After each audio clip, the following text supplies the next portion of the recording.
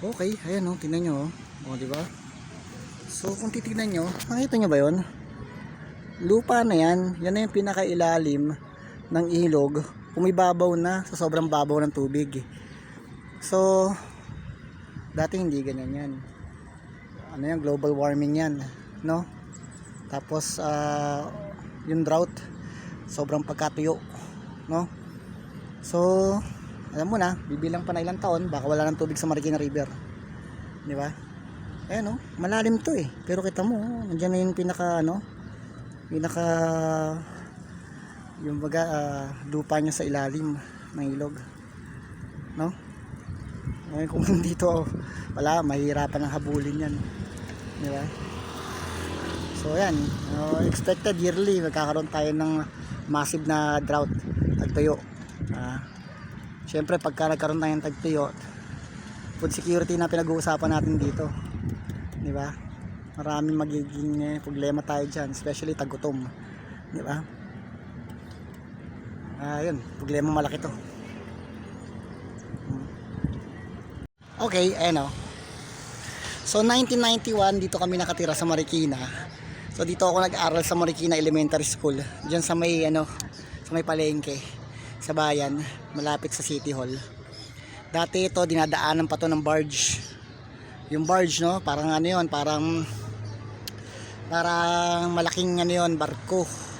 Malaking barko yon na ang karga nun mga usually mga langis sa ilalim. Dinadaanan pa ng barge dati to eh. Ngayon baka sumayad pa rito bangka eh. Di ba? Ayun, no? So malaki talaga, malaki pagbabago. Tsaka mas mainit ang panahon ngayon. Okay. Alright, ayan o. Nakita niyo yung backhoe na yan. Yan o. Yung backhoe na yan. Ano yan eh. Tawag ito. Para yan sa ilog, sa clearing ng ilog. Sa mga basura. At saka ano. Kaya yan nandiyan ngayon kasi babaw na eh. Hindi na siya lulutang. Kumbaga dito, sa ilog na to, yung pagdaanan nyo, aandar na siya dyan. Sa ilog na yan, hindi na siya lulutang, no? Okay, so ganun na siya kababaw para iangat na nila yan. Right, yun, okay, yun, no? Naglilinis sila rito ng parang gagrass cutter sila. Check natin, grass cutter, ayun, okay. So kung mapapansin nyo, meron ditong malaking signage, nakalagay auto, yan, auto shoes yan, Brad. So mga kasabayan ng auto shoes, Grosby, KP, yan yung mga kasabayan yan. Dynolite, di ba? So hindi pa masyado makatawid yung mga Nike Air at saka Converse dito kasi mahal. Bukod sa mahal, galing lang sa ibang bansa, imported.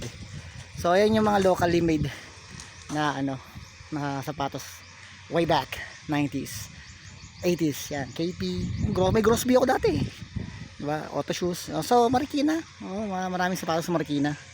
So okay, babaybayin natin to. May kalabaw. Babaybayin natin to. Kaso hindi ko mahawakan kasi wala akong wala akong cellphone holder eh. So babalikan lang namin kayo. Ciao. Okay, yan.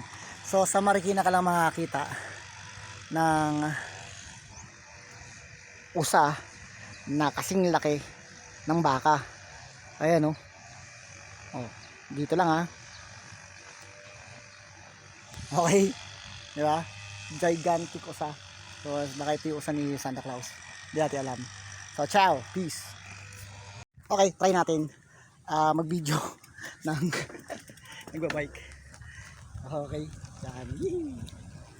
So wala naman kasing sasakyan dito, kaya at saka hindi na mga linggo, wala masyadong tao, kaya try na lang natin mag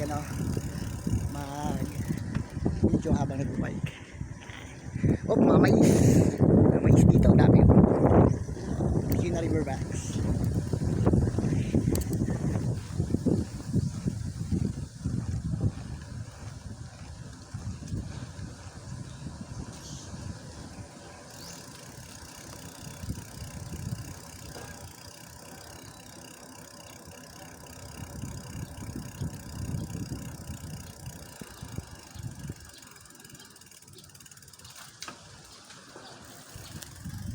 Oh, pwede ka dyan tumambay.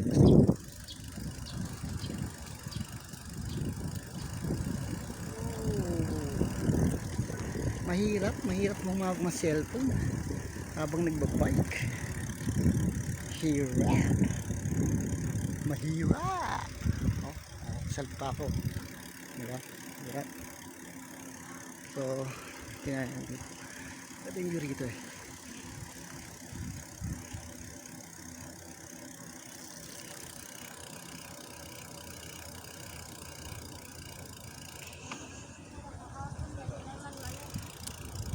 May ginagawa. Kuryente yata. Yes, kuryente niya. Punta sa gilid.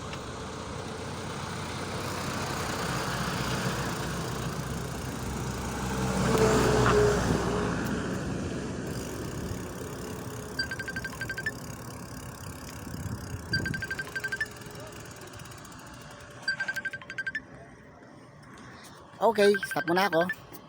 May tumatawag.